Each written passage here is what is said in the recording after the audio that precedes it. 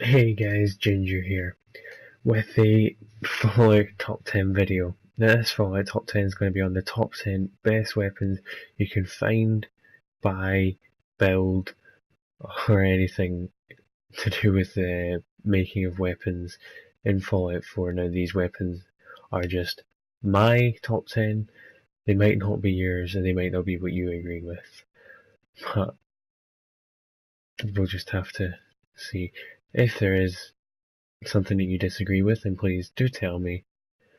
But without further ado, let's get straight into this with our number 10.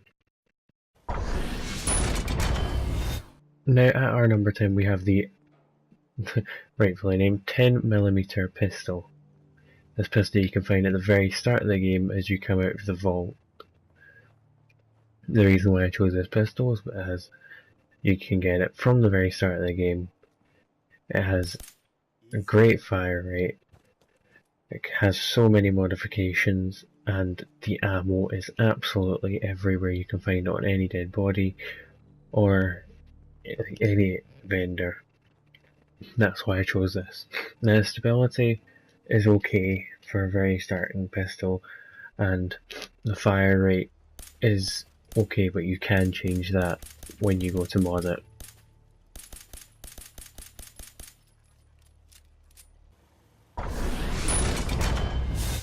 At our number 9 we have the laser rifle. Now the laser rifle for me is a great weapon. I don't use it very much and I probably should start using it more. It is really easy to mod and really easy to find ammo for. It does great damage and has so many amazing mods for it. Now you can find these at vendors or from any synths or really anyone that you can see carrying one of these, shooting the red laser at you. For me, I have mine set so that it does rapid fire, but there is pistol variants and sniper variants out there if you need them. I'm just showing you how I have mine set up.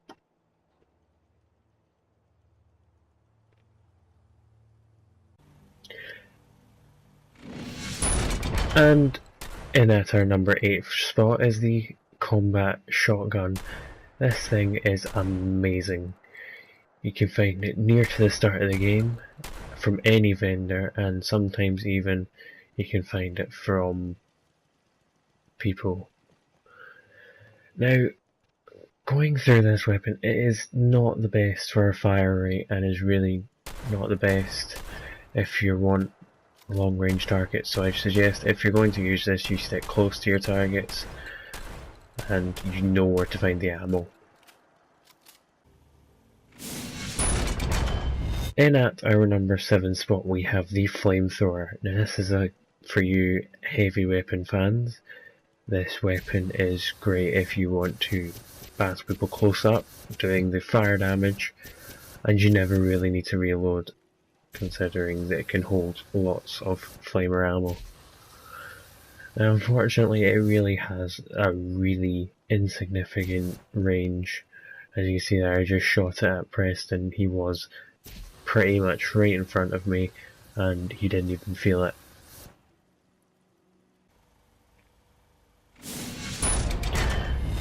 In at our number 6 spot we have the missile launcher. Now the missile launcher has probably the best damage for a launcher type, and the reason I say that is because you can upgrade it to hold four missiles per clip, but that's pretty much all. Now mine has the bayonet just in case somebody comes a bit too close for me to use the missiles, but all in all I think it's a really good weapon and definitely one to keep in your arsenal. In at our number 5 spot we have the infamous plasma pistol. Now, plasma pistol is very hard to find ammo for, and when you do, it's probably in short supply. It is not very great with its fire rate, but that can be changed if you have the correct materials. I, at this point, didn't. It is decent in its damage and range, but I wouldn't use it very much, and it's definitely one of these ones that you get further through the game when you have a bit more to work with it, and you can add more to it, or you find one with extra upgrades.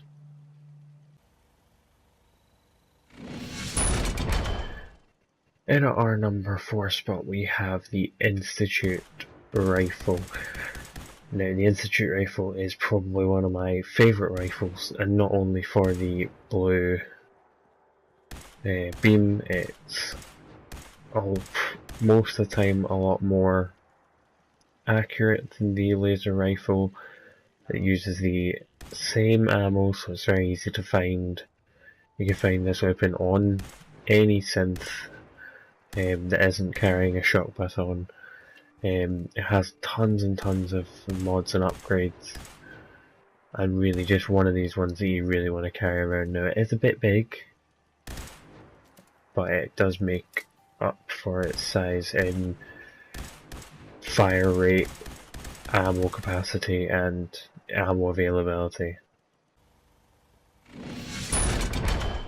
In our number 3 spot we have a very unique weapon. This is the Guardian's Overseer, and you can get this from the vendor in one of the vaults. Now this weapon's special because it shoots 2 bullets at once with only using 1. Its accuracy, however, is something to be afraid of, just in case you have somebody that you don't want to hit right next to the person you do want to hit, because you will end up hitting them. And unfortunately we do run into a bit of trouble here, because I accidentally did shoot someone when trying to aim in another direction. And this does get us into a bit of trouble. But ammo for this uses 45mm rounds, so is really easy to find. You can get it off of most vendors, and it does come in large quantities, but it is sometimes quite expensive, and obviously the accuracy does get into trouble sometimes, so you need to watch out for that.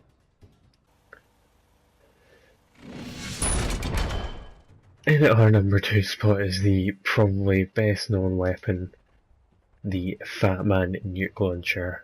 This thing is amazing, and it will most of the time take your enemies out in 1 to 2 hits. It will take down legendary mutants, legendary anything really, except for obviously Deathclaws and maybe Mirelurks. Now unfortunately I didn't have any ammo to show you, and that is because ammo for this weapon is incredibly scarce. So hard to find absolutely everywhere. It's nowhere, you can't buy it, so trying to find ammo for this is impossible, and that's why I put it at number 2.